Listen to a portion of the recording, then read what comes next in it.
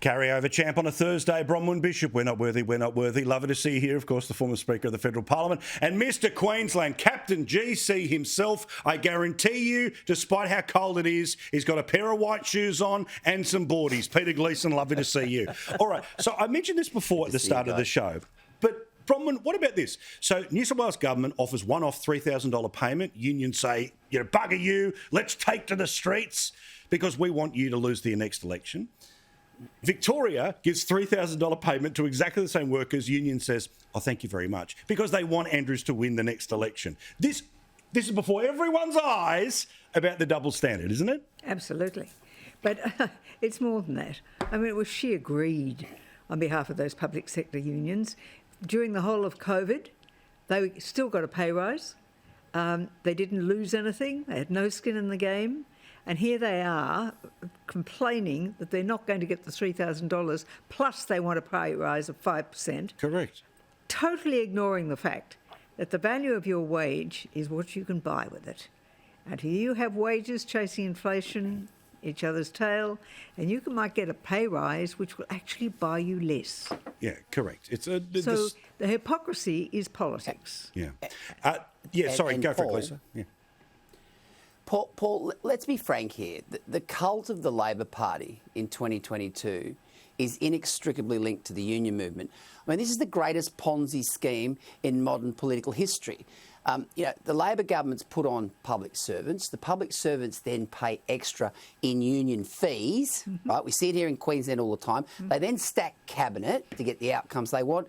And then, of course, they put up, millions and millions and millions of dollars to get the Labor Party re-elected. Yep. I mean, if ICAC want to have a look at, if the federal ICAC want to have a look at something, I think this would be a good one to start. Well, and remember, in Queensland, under the funding laws that they passed, unions are independent entities where they can spend, Correct. and there are 23 of them in Queensland, 23 times more, exactly, than any particular individual who's running. Than a developer. Yeah, it's so red hot. It's an electoral gerrymander. Yeah, absolutely agree. Now, in question time, they're going to give more time for the crossbench, despite the fact that they are not the minority. It's a bit of insurance if the Labor Party ever needs their support, which they would clearly get. But also, we notice here, and we talked about this as a potential tactic, by limiting the opposition to the number of questions you can ask, you're limiting the amount of scrutiny that you're going to be under, don't you think here, Yes, Bronwyn? indeed. And I think, in fairness, then perhaps the government should give up some of its Dorothy Dixon to the crossbench, because they only got 32% of the vote. The opposition got 36% of the primary vote.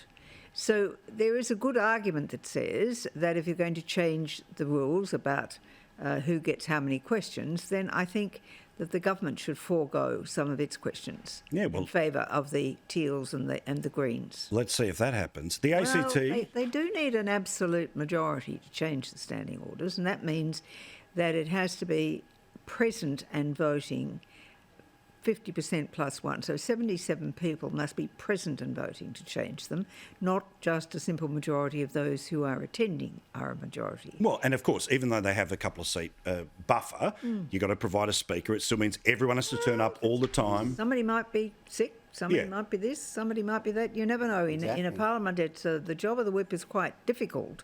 It's almost like the lady knows her standing orders. Indeed, a majority. And let me say another interesting thing. Do you think the Teals might adopt a sort of whip arrangement so that they confer with each other about who's going to vote? How do they pick who asks a question? I mean, they're all independent, aren't they? For sure. So I suspect we may see a whip imposed, or pseudo whip. Yeah. Oh, no, of course, I don't know what you're talking about here.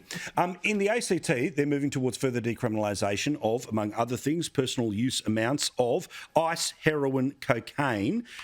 Discussion was being this about happening in New South Wales as well, with sort of the state government suggesting it and then stepping back, then coming forward. They're clearly testing the waters too here. So what does it say where the end user, who sure is not the drug kingpin, but still the end user, isn't going to end up in serious trouble for having things like ice on them? I think it's terrible policy. Heroin. I mean, these are, you know, I sort of get the marijuana argument because it seems to be going that way. You look at America and what's going on there. But these are illicit drugs. I mean, these, you know, to secure these drugs, you have to be securing them from, you know, mafioso types. You have to be securing them from cartels. I mean, this is high stakes drugs we're talking about here, and I just think it's a recipe for disaster. I think it's terrible policy.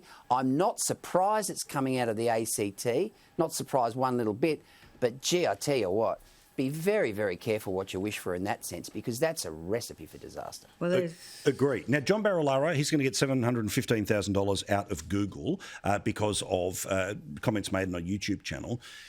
Bronwyn, is this a recognition that Google now is a publisher? It is no different than a newspaper, a radio station, and that is a major change in the way things work? Yes, and in my reading of what Mr Justice Rares had to say is that he said it was a publisher. So it's a very important decision to come down.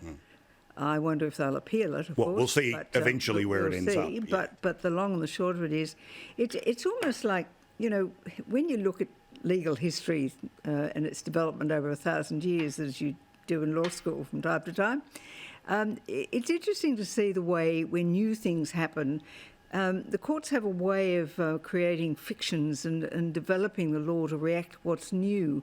And it's almost what's happening now, that we're adapting to the new environment and that the courts are making adjustments to make it come under the concept of justice. Yeah, agree. Gleeson?